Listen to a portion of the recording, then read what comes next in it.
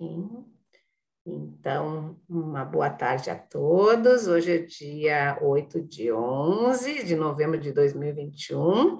Nós temos uma grande honra de receber aqui o nosso colega, meu colega, professor de vocês, orientador de alguns, futuro orientador de outros, que vai falar, vai nos brindar com um tema bakhtiniano, que para mim é um tema novo, que é sobre a carnavalização. E isso foi uma demanda de dos próprios petianos, né?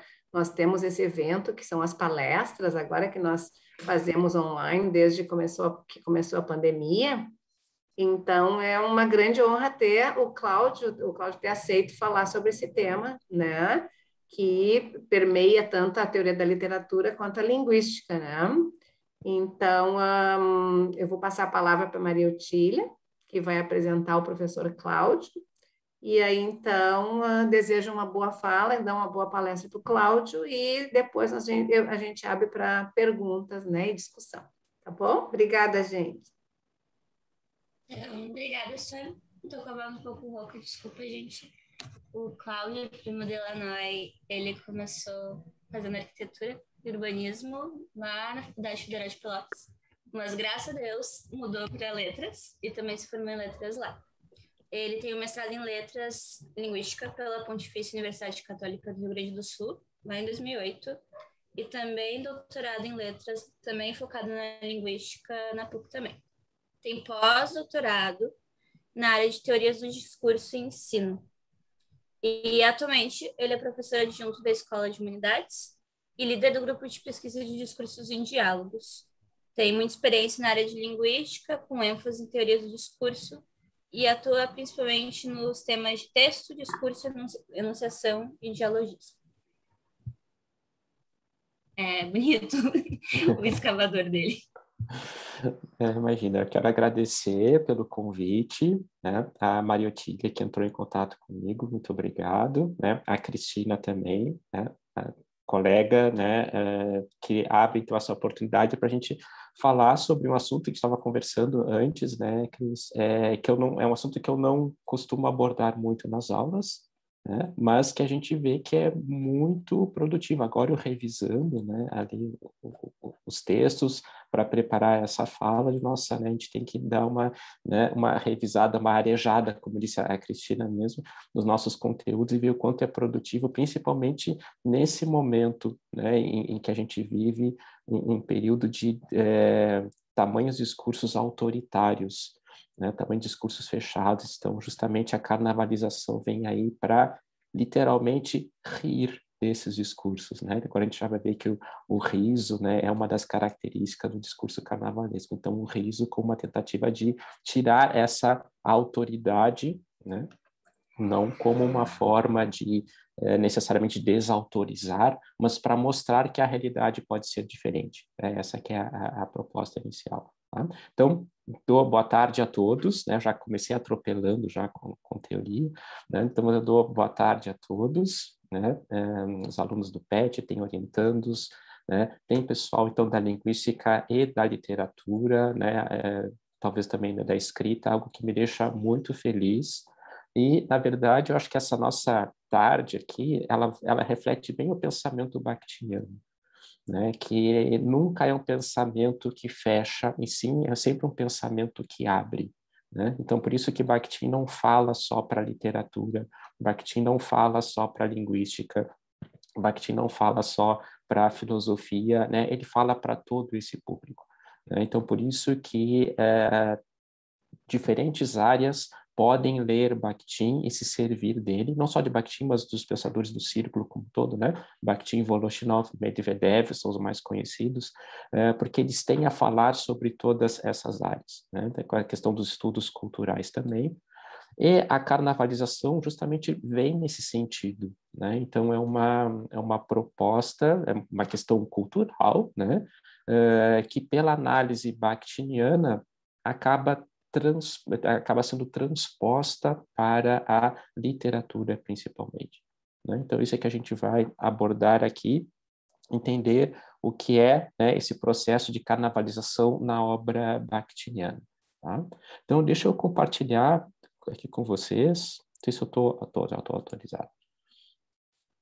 Eu fiz uma apresentação bem simples, só me confirmem se vocês estão vendo a tela, por favor. Tá. Né? Então, uma apresentação que se de modo simples, né? Já que é uma fala inicial, tá? Para a gente ter uma ideia do que é essa carnavalização. Aqui eu trago só como eu planejei a fala de hoje, né? Então, o nosso tema é esse conceito de carnavalização, segundo o Bakhtin.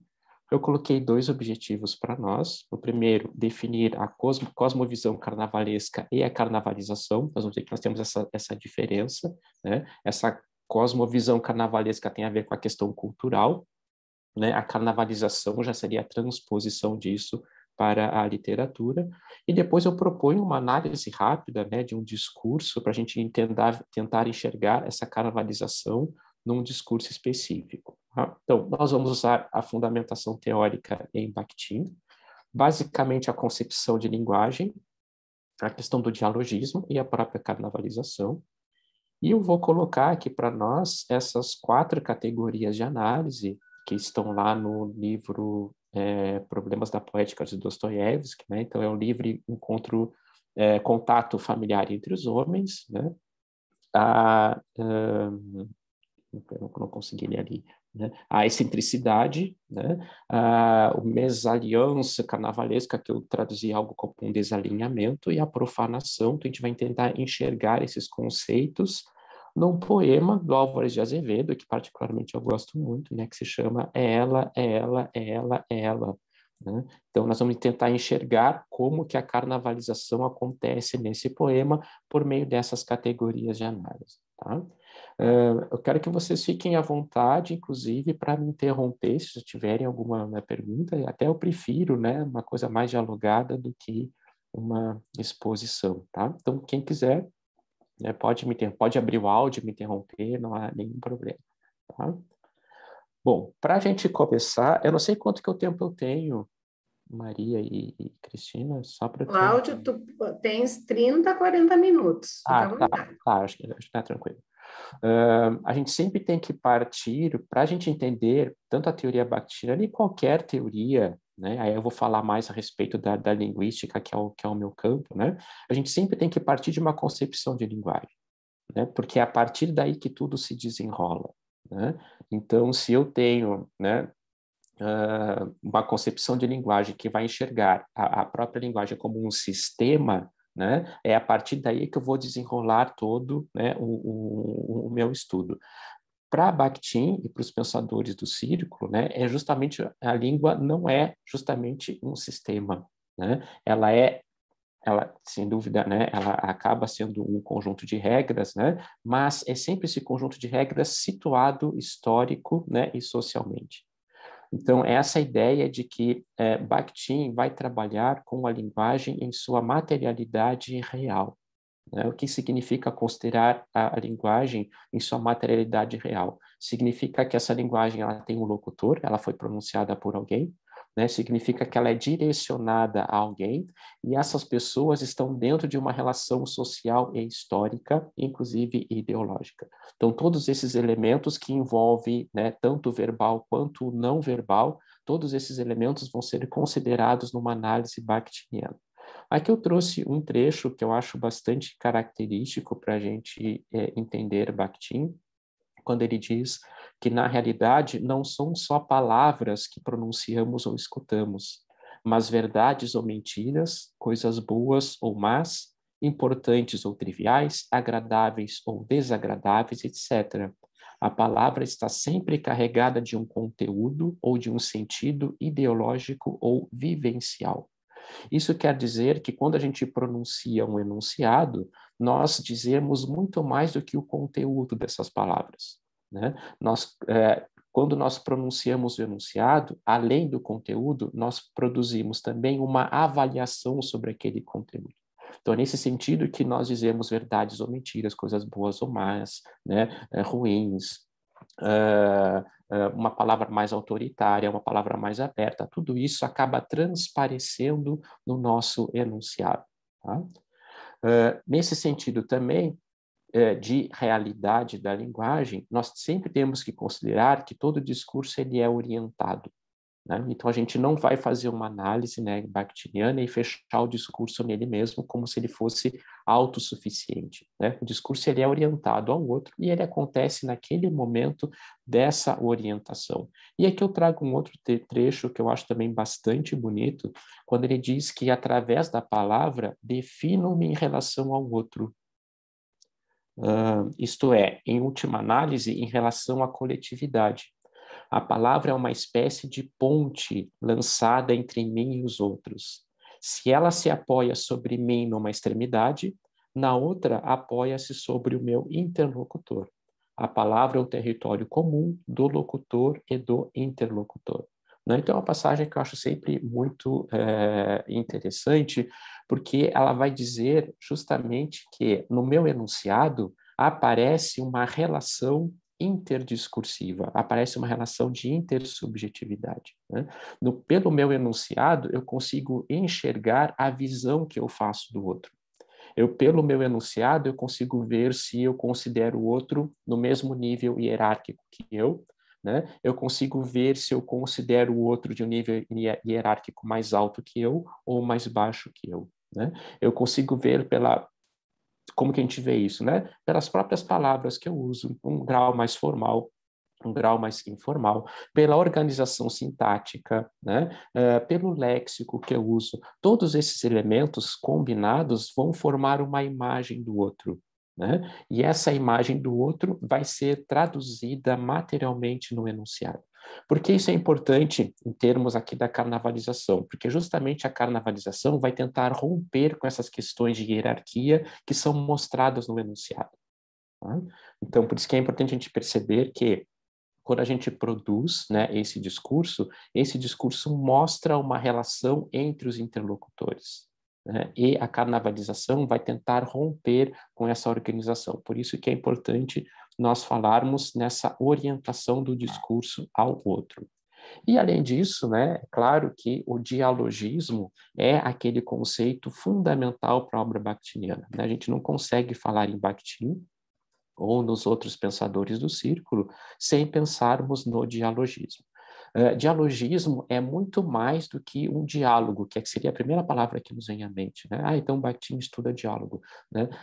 Sim, né? Sim, mas é muito mais do que isso, né? O que ele quer dizer necessariamente com o dialogismo? Olha só, né? Então é uma propriedade da linguagem que concebe o discurso como sendo constituído a partir de outros discursos, mais ou menos aparentes, que constroem sentido pelas relações, né? Bom, trabalhando aqui já, né, em seguida, um discurso é sempre um elo de uma cadeia discursiva. Então, meu discurso ele nunca aparece sozinho, ele nunca aparece do nada, ele nunca é construído a partir do nada. Ele é sempre construído a partir dos outros, como se fosse uma resposta, que até eu sublinhei aqui, né? Então, essa ideia do discurso como resposta é que vai me dar essa ideia de diálogo na linguagem. Inclusive, lá no Marxismo e Filosofia da Linguagem, que é um dos livros básicos, né, do Círculo, Voloshinov brinca dizendo que o único, né, que não teve uma fala dialógica teria sido o Adão da Bíblia, o Adão mítico, já que ele teria sido o primeiro homem, né? Então, como ele teria falado pela primeira vez, só ele, né, teria pronunciado um discurso virgem, vamos dizer assim, né? A partir de Adão, todos nós sempre produzimos os nossos discursos a partir dos outros. Tomando esse próprio exemplo aqui, essa minha fala, apesar de inédita, né, que ela só acontece nesse momento, se eu for repetir essa palestra amanhã, ela já vai ter uma outra forma, vai ter uma outra característica, né? Essa fala que eu estou fazendo aqui, ela se dá como uma resposta de tudo aquilo que eu já li sobre Bakhtin, né, do próprio Bakhtin ou de outros autores, o que caracteriza, então, esse caráter dialógico da linguagem, né, e esse caráter de responsividade, né, de resposta. Então, essa minha fala é uma resposta ao convite da Maria e ao convite da Cristina, certo?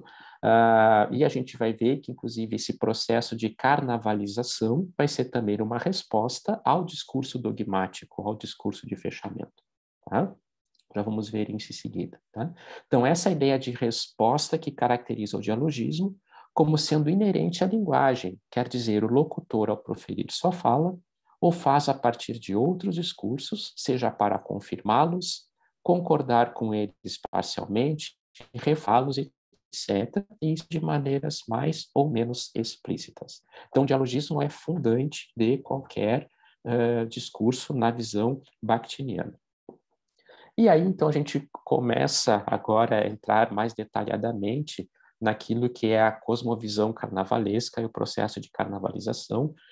Esse slide ficou meio confuso, mas eu quis deixar ele assim mesmo, porque eu queria que vocês lessem o texto, mas também vissem essa imagem, né? Que é dar uma ideia do que era esse processo de carnaval, como Bakhtin descreve, desde a Idade Média.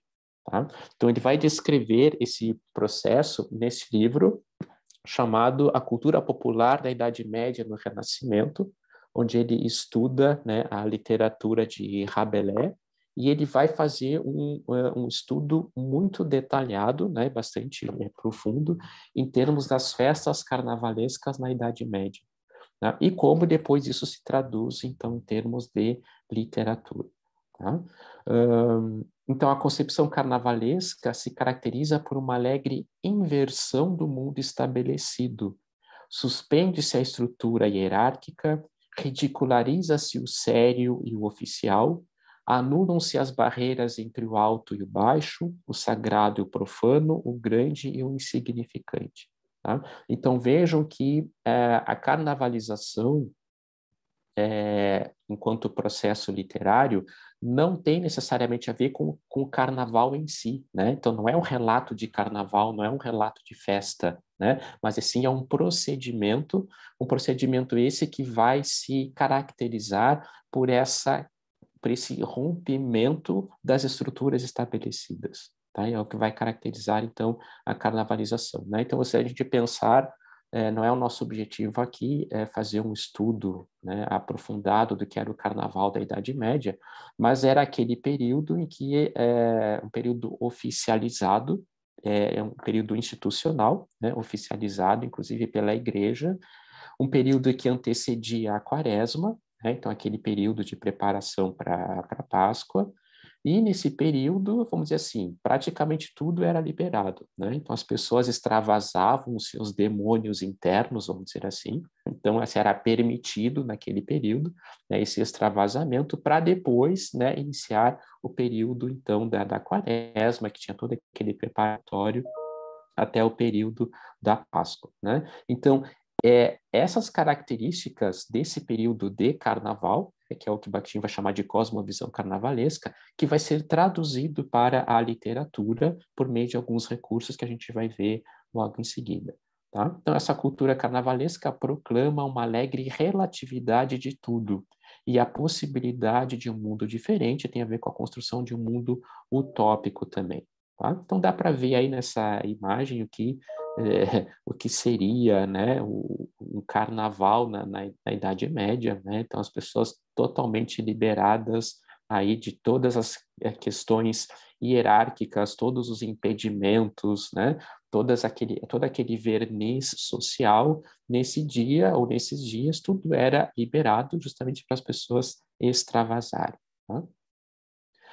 Interessante também que essa questão do carnaval, né, para Bakhtin, não é o nosso carnaval do tipo desfile de escola de samba, que tem uma certa organização, etc. Não, né? O carnaval para Bakhtin era o carnaval vivido, né? As pessoas viviam o carnaval, elas iam para as ruas, normalmente público, né? Então na praça pública, no mercado, etc., né? As pessoas viviam o carnaval, e isso é que foi analisado por Bakhtin. Muito próximo desse conceito, né, da cosmovisão carnavalesca, tem o riso e o grotesco, né, que são duas categorias, vamos dizer assim, que estão muito presentes na carnavalização. Tá? Então, o riso carnavalesco não apenas suplanta todas as normas sociais opressivas, como ainda bane a morte e o medo da morte. Né? Então, o riso nos liberta. Então, essa é a ideia. Né? O riso como uma resposta a toda aquela autoridade, né, a opressão do outro. Então, quando a gente ri, a gente desmancha esse poder opressivo do outro, como se fosse, de fato, uma resposta, né? Então, o riso demole o medo e a piedade perante o objeto, construindo, assim, um fator vital para se estabelecer aquele pré-requisito para o destemor, sem o qual nada seria possível abordar o mundo realisticamente. Aí aqui eu trouxe para vocês uma escultura do século IV a.C., que traduz essa ideia do riso e também do grotesco, né? Essa imagem é a da velha grávida, né? Então ela ri, né? Não dá para ver muito bem, mas ela, né, ela esboça esse sorriso e ela concretiza, vamos dizer assim, aquilo que seria a imagem do grotesco. O que é a imagem do grotesco, né? Principalmente em termos corporais, é a revelação do corpo em sua materialidade mais física, né? Na sua realidade, nas suas necessidades, né? Então, não é aquele corpo escultural, como se vê nas pinturas, não tem aquele tratamento estético, né, de um modelo, não, né? Não. Então, é um corpo que é deformado, é um corpo que tem cicatrizes, é um corpo que tem necessidades, né? É um corpo que sente fome, é um corpo que sente sede, né? Perdão da expressão, mas isso faz parte do grotesco, né? É um corpo que excreta, né? Tudo isso é tratado na literatura, né? Então, nas suas, né, sai e, né, entra e sai, né? Então tudo isso faz parte desse corpo grotesco. E além disso, essa imagem também ela é bastante representativa da velha grávida, porque se juntam aqui esses dois momentos, né, da morte e da vida, né? Então, a velha sendo associada às questões da morte, né? No entanto, essa morte gera vida, né? E a vida se dá através da morte e assim por diante, que nos dá essa ideia, então, do grotesco. Tá? Aqui eu trouxe mais dois exemplos. Essa imagem da esquerda, né, eu recebi já faz tempo do Instagram e eu acabei perdendo a referência, mas eu acho bastante característica porque a gente vê uma bailarina, né, e com destaque para os pés ali deformados, né? Então veja como essa ideia do grotesco bastante materializada nessa imagem, nessa tensão que a gente tem de sentidos, né? Vejam a bailarina acima, né? Então ela veste branco, essa ideia da pureza, da leveza, né, do que a gente vê. Pense num espetáculo de balé, por exemplo.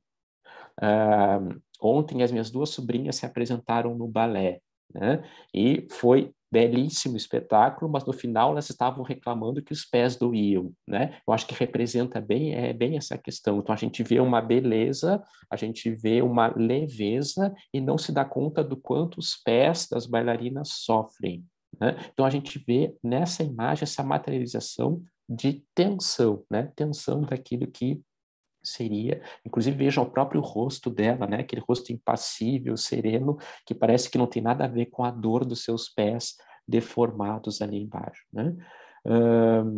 Que tem a ver também, que eu coloquei ali, que Bakhtin vai chamar de desentronização ou destronação, dependendo da tradução que é usada, né? Que é essa ideia de tirar alguém desse posto hierárquico, né? Então, se a gente pensa numa bailarina quase como este ser, né, que está acima, vamos dizer assim, da materialidade, né? Nesse momento ele é desentronizado, né? Tipo, traz para a terra, né? Traz para baixo e vê que, na verdade, os pés dela são bastante deformados e doem.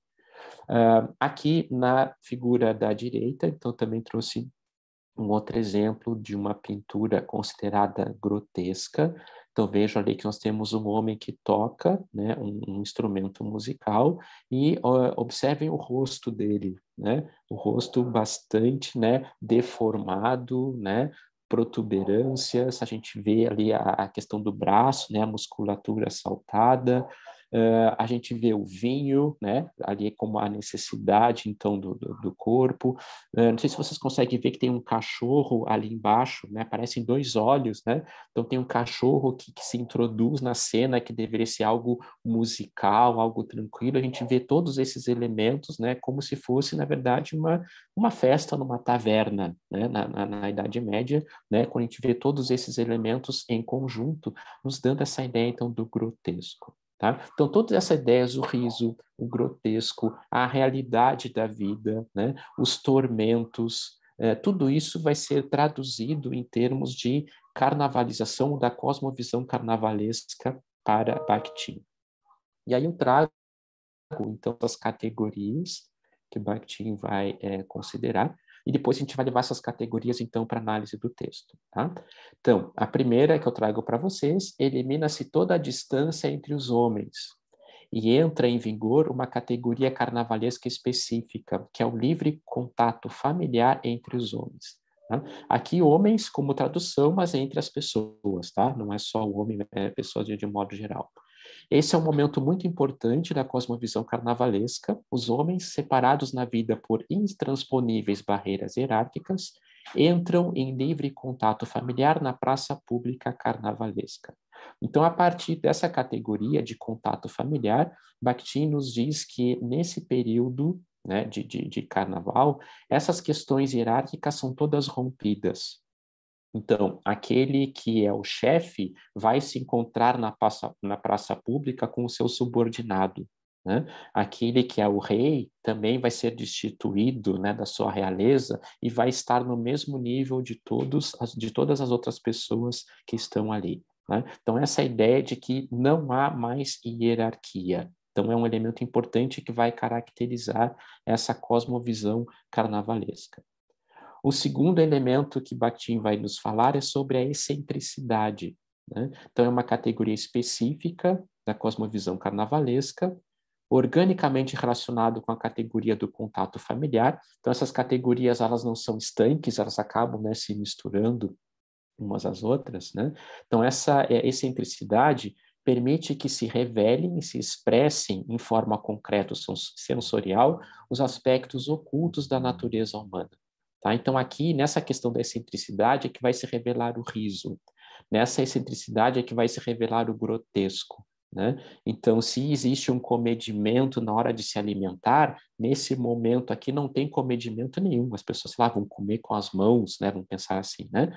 Vai comer com as mãos, vai jogar o alimento fora. Então, a pessoa, de fato, ela se expressa sem nenhum verniz social. Tá? Então, essa é a ideia da excentricidade, que também é característica dessa cosmovisão carnavalesca.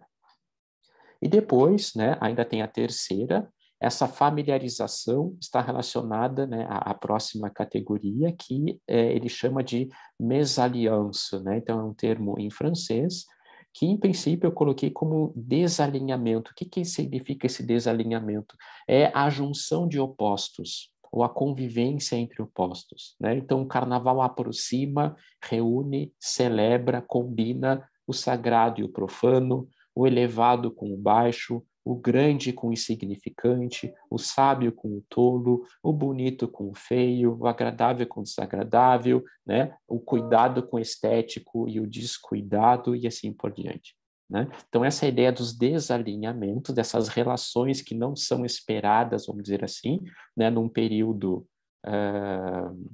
normal, entre aspas, mas que nessa cosmovisão carnavalesca, tudo isso acaba se juntando. Né? A gente pode lembrar, aí sim, fazendo referência aos desfiles de carnaval, lembra que sempre tem uma polêmica. Vamos pensar no Carnaval do Rio de Janeiro, de São Paulo, todos os anos, né? Não tivemos no ano passado, mas sempre tem uma polêmica e normalmente com a questão religiosa, né? Muito com a questão religiosa. Então é justamente isso, né? Então ele traduz, né, essa proposta carnavalesca de juntar esses elementos, né, que seriam tabus, vamos pensar assim, em outro momento, ou que seriam inquestionáveis em outro momento, mas naquele período ele então revelado, ele é questionado. Né? Então a gente vai ver isso também passando depois para a literatura. Eu tenho uma pergunta. Pois não. Esse processo de carnavalização tem alguma relação com a escola literária barroca? Porque me lembrou um pouco e o quadro também me lembrou a escola barroca. Pode ser no exagero, né? Pode ser nessa É, questão do exagero. Sim, sim, sim, do tem sim. claro, do escuro, dos opostos que se misturam. Exatamente. Tem sim, Maria, tem sim. Uh, clique no bate-papo. Ah, sim.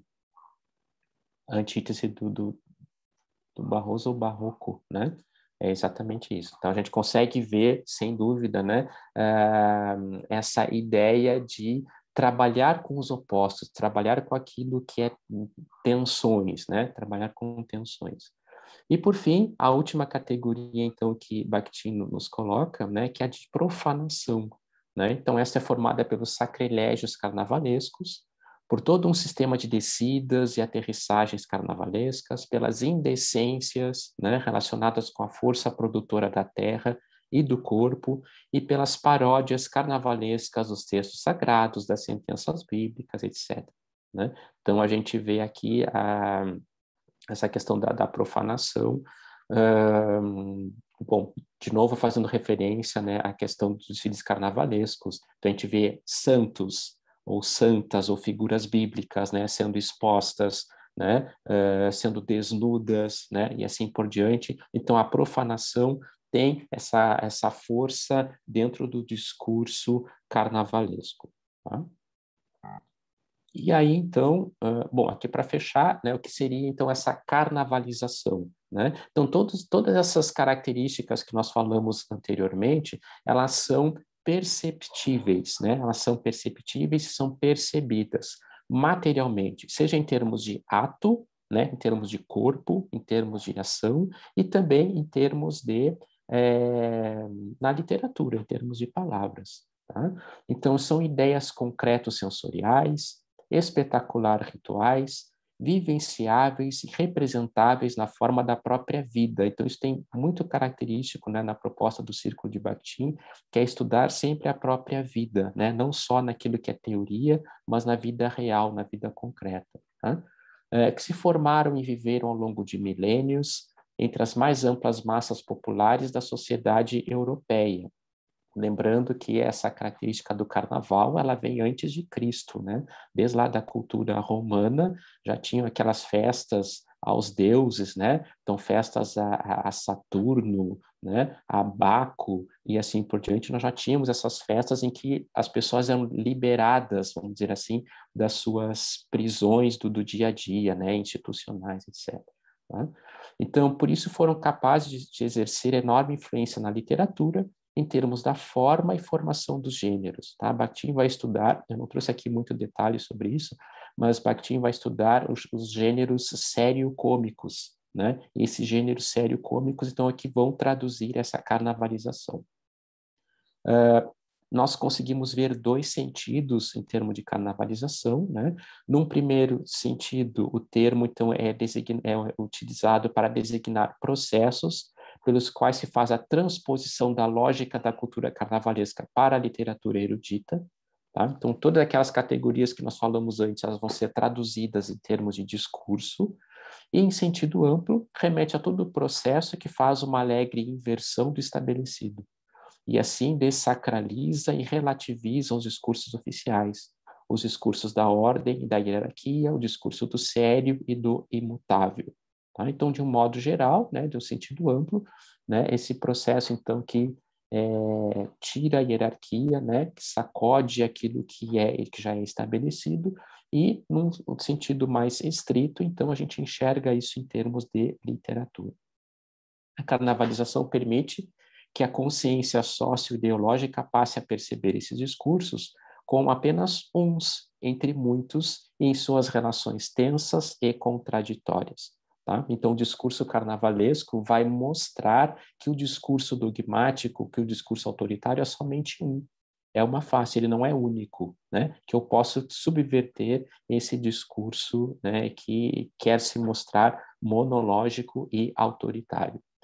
E aí eu trouxe, então, para nós esse poema, que é uma narrativa também, né, do Álvaro de Azevedo, chamado Ela, Ela, Ela, Ela, que, a meu ver, traduz bastante essa questão da carnavalização. tá? Perdoem pela minha leitura de poema, né? Mas vamos lá. É ela, murmurei tremendo, e o eco ao longe murmurou, é ela. Eu a vi, minha fada aérea e pura, a minha lavadeira na janela. Dessas águas furtadas onde eu moro, eu a vejo estendendo no telhado os vestidos de chita, as saias brancas. Eu a vejo e suspiro enamorado. Esta noite eu usei mais atrevido, nas telhas que estalavam nos meus passos, ir espiar seu venturoso sono, vê-la mais bela de Morfeu nos braços. Como dormia, que profundo sono! Tinha na mão o ferro do engomado. Como roncava, maviosa e pura, quase caí na rua desmaiado. Afastei a janela, entrei medroso. Palpitava-lhe o seio adormecido. Fui beijá-la, roubei do seio dela um bilhete que estava ali metido. Oh, de certo, pensei, é doce página onde a alma derramou gentis amores. São versos dela que amanhã, de certo, ela me enviará cheios de flores. Tremi de febre, venturosa folha, quem pousasse contigo neste seio. Como Otelo beijando sua esposa, eu beijei-a a tremer de devaneio. É ela, repeti tremendo. Mas cantou nesse instante uma coruja. Abri cioso a página secreta. Oh, meu Deus, era um rol de roupa suja. Mas se Werther morreu por ver Carlota dando pão com manteiga às criancinhas, se achou assim tão bela, eu mais te adoro, sonhando-te a lavar as camisinhas. É ela, meu amor, minha alma, a Laura, a Beatriz que o céu revela. É ela, murmurei tremendo, e o eco ao longe suspirou, é ela. Tá? O que acontece aqui nesse poema? Né? O poeta, o cara, né, olha a mulher pela janela, né, acha que a mulher é uma fada e, ao mesmo tempo, ela é uma lavadeira. Né? Em dado momento, ele resolve, né, ver a mulher dormindo, ele entra, então tem uma invasão aqui, né, ele entra no quarto da mulher, né, vê que ela dorme, né, dorme com o ferro na mão, provavelmente cansada, esgotada, mas isso não importa, porque ele quase cai na rua desmaiado diante de tanta beleza, né? Vê que tem um bilhete, né, entre os seios, ele acha que é um bilhete de amor, mas o que a gente encontra como bilhete, né, numa lavadeira? Né? É um rol de roupa suja, né, uma lista de roupa suja. Né? Nada disso importa, ele continua, né, apaixonado por ela, diz que, né, como, né, Otelo beijando a sua esposa, fazendo uma referência aqui a Shakespeare, né, dizendo, né, então, encantado por essa mulher, faz referência ali a Werther, ao romance Os Sofrimentos do Jovem Werther, né, o romance que inaugura, vamos dizer assim, esse movimento ultra-romântico, né, na Europa. Ele se encanta ainda, né, por ela e ainda compara com as musas, né, a Laura e Beatriz, que são musas da literatura, né, observando então esta mulher, né, que é uma fada e ao mesmo tempo é uma lavadeira. Então esse poema aqui, né, Álvaro de Azevedo, se a gente lembra lá das aulas da literatura, né, é um poeta característico da segunda geração, né, do movimento romântico aqui no Brasil, que tem aquelas características da idealização do amor, né, você deve lembrar disso, né, da idealização, né, da mulher inatingível, do amor que não se concretiza, né? Que tem tudo a ver com essa ideia da fada. Né? Então, a fada aérea, né? A fada é pura, né? Ela dorme de uma maneira tranquila, etc. Então, tudo isso relacionado a esse mundo dos sonhos, né? A esse mundo da idealização.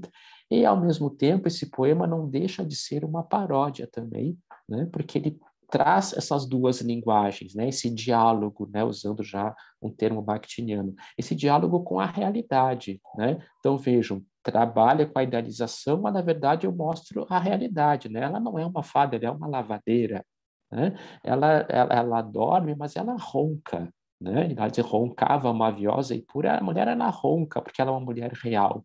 Então esse poema traz, né, essa atenção daquela visão idealizada próprio, né, do movimento romântico, da visão romântica, mas também traz esse lado da realidade, né, do pé no chão, né? Então é uma lavadeira, né? Ela se cansa, ela lava roupas, né? Ela não dá pão com manteiga às criancinhas, ela lava a roupa das crianças, né? Então trabalhando sempre essa tensão.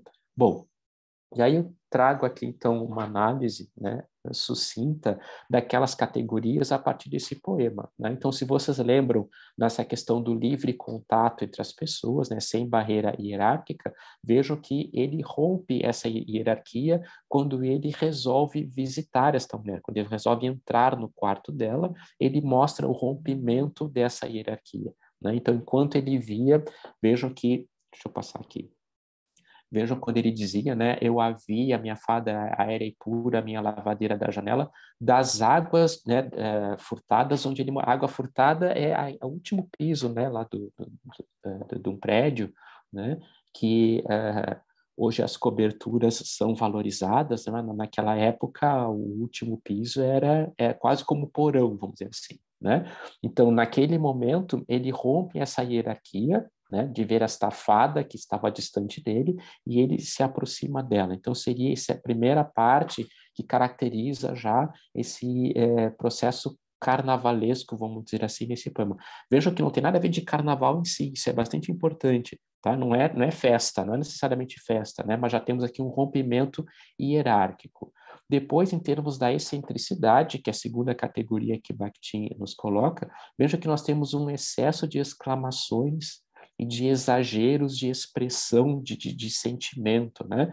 É ela, murmurei tremendo, e o eco ao longe murmurou, é ela. Então a natureza responde também junto a ele, né? Ele fala e a natureza responde, a natureza confirma, né?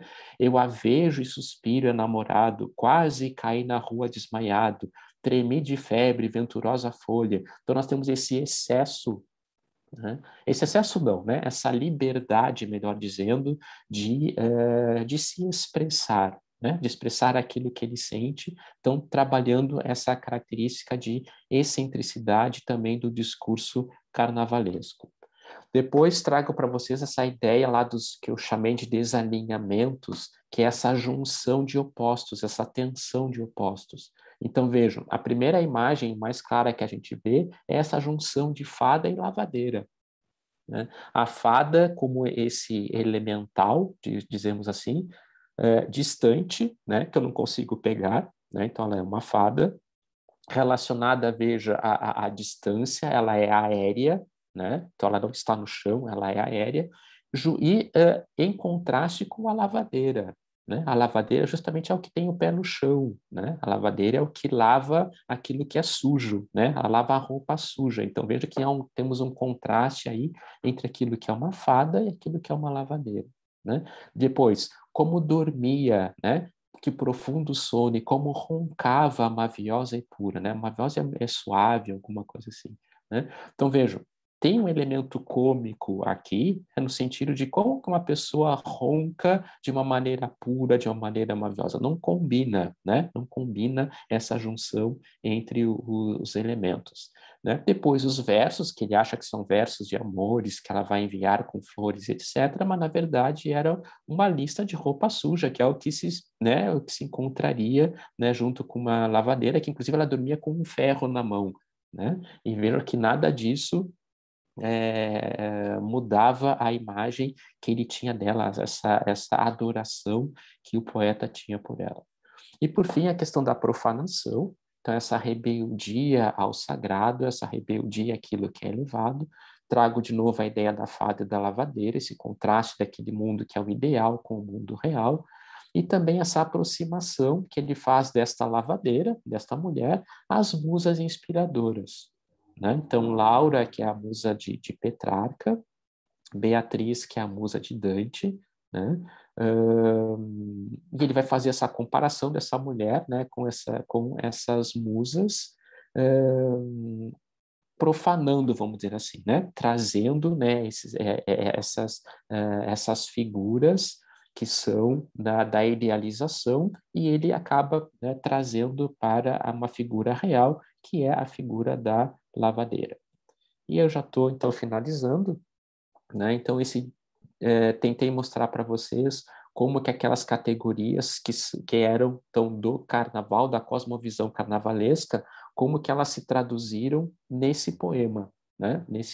Aquelas 4 categorias, como que foram vistas, a meu ver, naquele poema. Tá? Então, o discurso carnavalizado, ele rompe com as normas estabelecidas.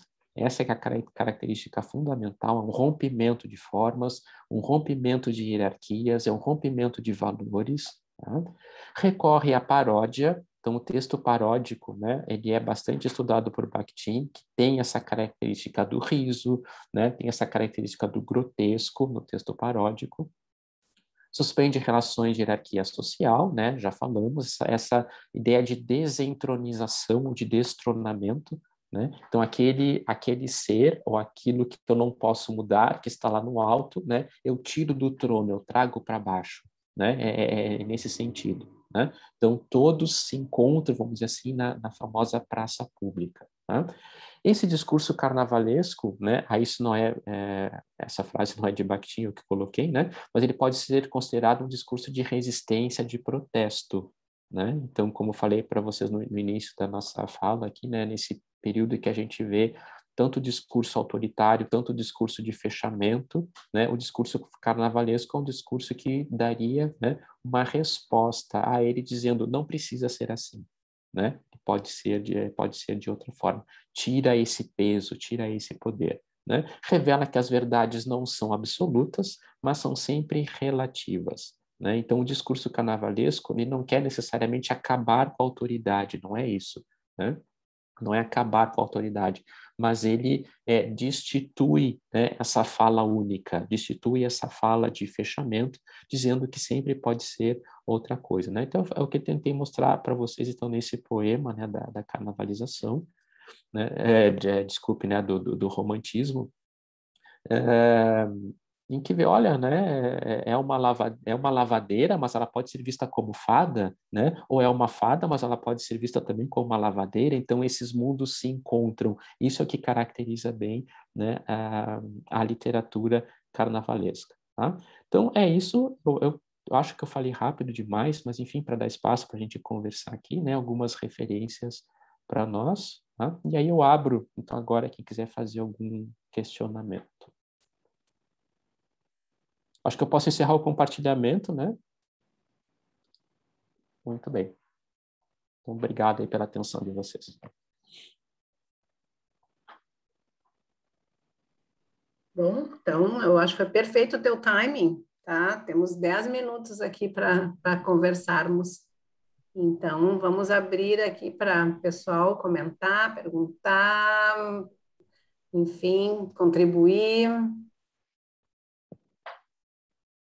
Adorei a apresentação, Cláudio.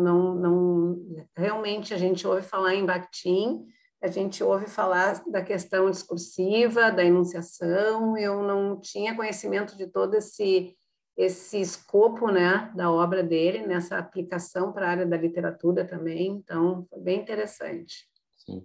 Claro que a nossa área da linguística, né, Cristina, vai se atrelar mais às questões, vamos dizer assim, de organização do texto, né? Então, no nosso caso ali, eu, por exemplo, foquei muito a escolha das palavras, né? A questão do léxico é importante, né? Que, enfim, é da nossa área, né, da linguística, mas a gente não pode fechar, porque senão a gente vai contra a própria teoria, né? Então, se a gente fixar somente naquilo que é linguístico, né, eu vou estar sendo contra a teoria, né, da bakhtiniana, que é linguístico e extralinguístico. Então, eu não posso... Eu posso focar no linguístico, mas eu não posso desconsiderar aquilo que é extra. Né? Perfeito. Eu vejo muita linha de convergência entre a teoria bakhtiniana e a pragmática, que é a área que eu estudo, né? Que é justamente a língua em uso, a palavra se faz dentro do contexto, é dentro do diálogo, existem todas essas questões de poder, as questões de distanciamento, as questões de hierarquia, né? Então, a pragmática se preocupa exatamente como é que se traduz em enunciados essas questões, né, diferentes que não se vê, por exemplo, num modelo mais instrumental de língua, né? Não. Então, Que por muito tempo a pragmática foi meio que, né, deixada de lado porque tratava daquilo que era a realidade mesmo, né? Que Exato. era tratada pela lógica, por exemplo, né? Era confuso, né? Não dava para ser não. estudado, né? E justamente surgiu dentro da lógica da linguagem, né? Através da teoria dos atos de fala, para mostrar que nem tudo se encaixava, né, ali. Exato. E daí foi muito perseguida, né, pelas outras áreas, né, em função de que não existia um objeto específico de estudo, cabia tudo dentro da pragmática, mas não é verdade, né? A pragmática é a linguagem em uso, né? Assim como a teoria do Bakhtin, né, que é a questão do discurso, que é a língua, a palavra em uso, né? Mas bem, muito bem. Agora vamos ver se o pessoal quer comentar. Maria Tíria?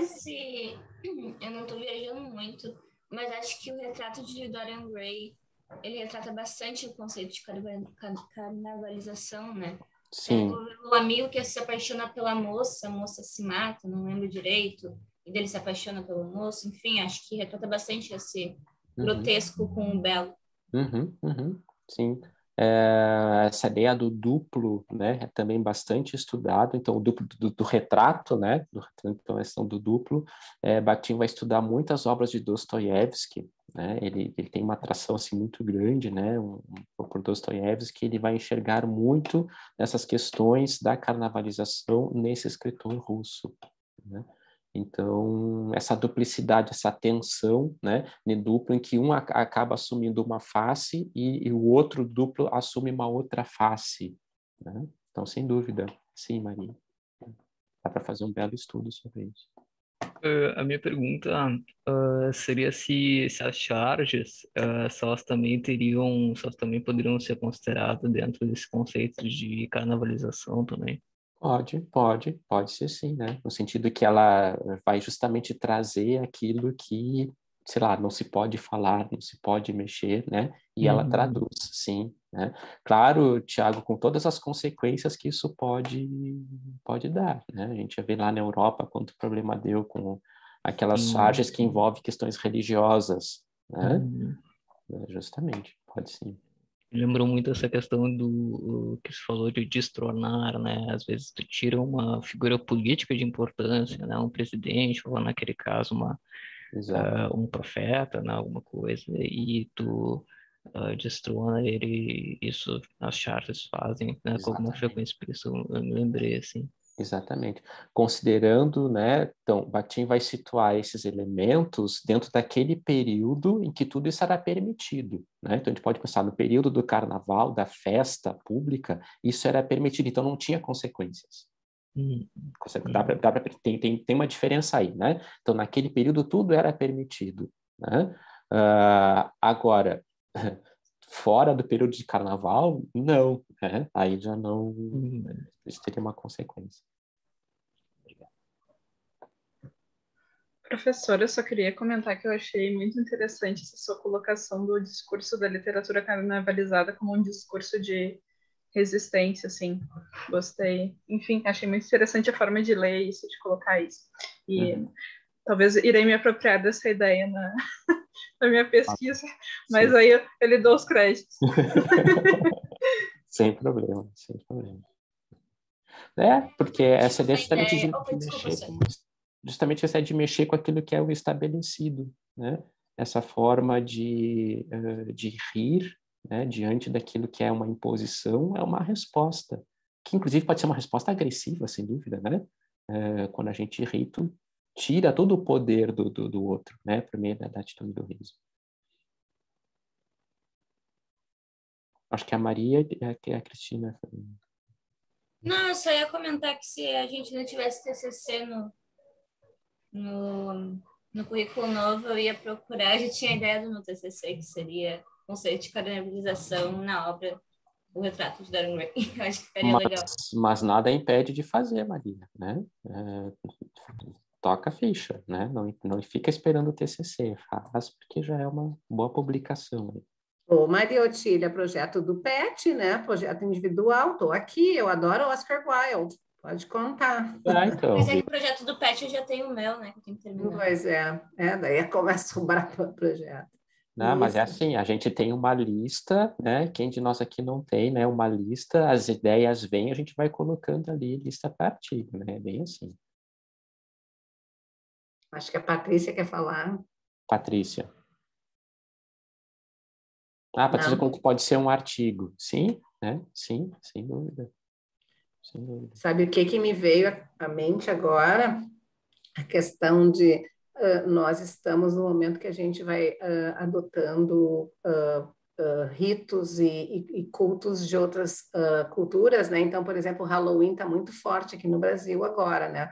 Halloween acabou assumindo alguma coisa meio de carnaval, de sair vestido e tal. E eu me lembrei dessa questão do discurso de resistência que tu falaste. Houve uma grande polêmica na mídia agora, porque a Bruna Marquezine saiu vestida de enfermeira, não sei se vocês viram, e aí o Conselho de Enfermagem, o Conselho Nacional de Enfermagem, entrou com um discurso, enfim, né?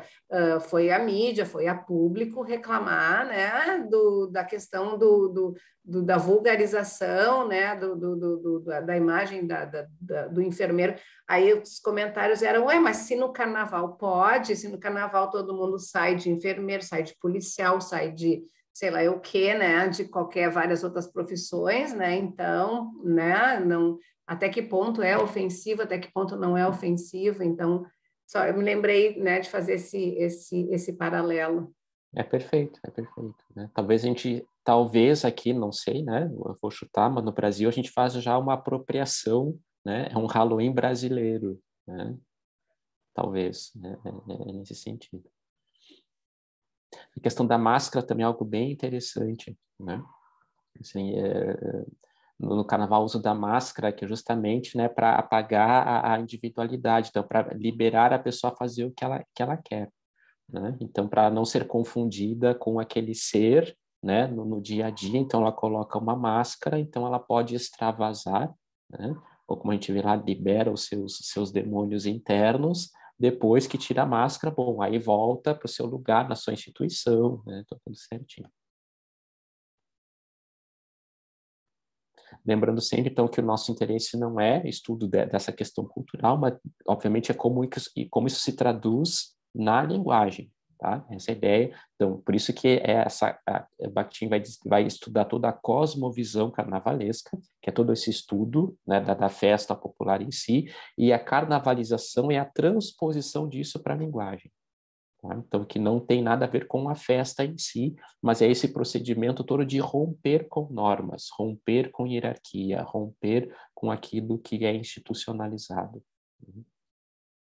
Isso por meio do riso e do que ele chama de corpo grotesco. Isso aí.